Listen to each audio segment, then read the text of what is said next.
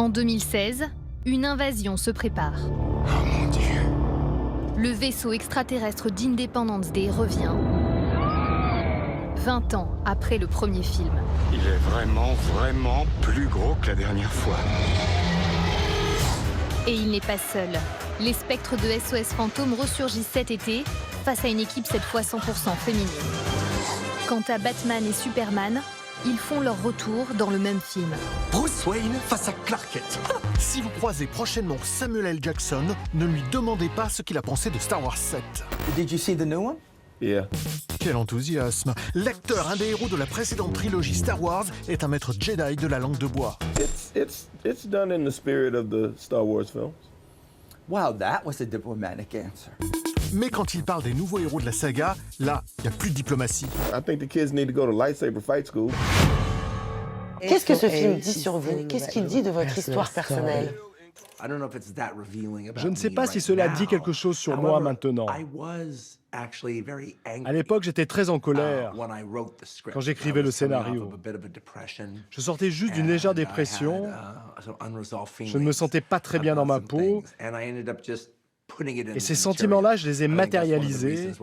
Et c'est aussi pour ça que le film est si chargé et les personnages si volontaires.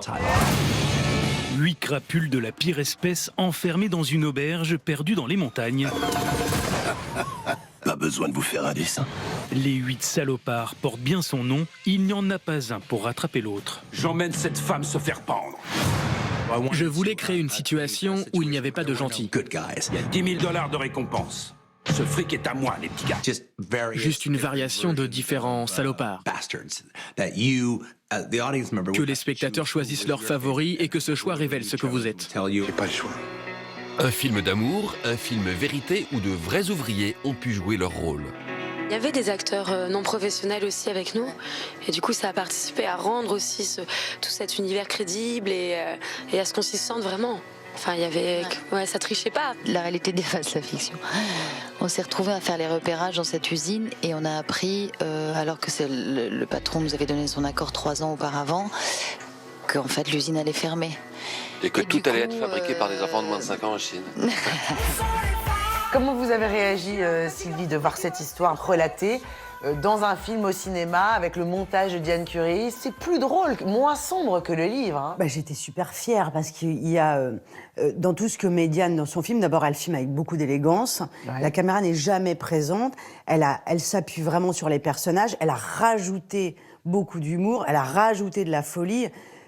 Moi franchement, le seul danger qu'il y a maintenant c'est pour l'ego, quoi. En comptant les sagas comme X-Men et Star Trek, Hollywood sort une 20aine de suites cette année, un record pour ce spécialiste du cinéma.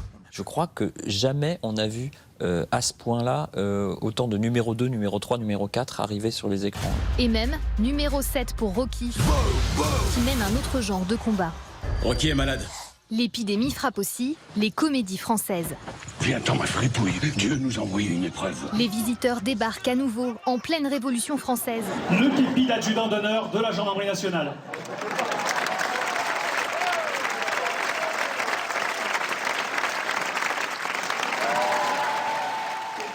Ce soir, je le reçois avec beaucoup de plaisir et je vous remercie infiniment. Quand j'étais petit, j'avais très peur des gendarmes. Maintenant, je me suis habitué à eux. Le vin, le théâtre, les femmes. Après, c'est la merde.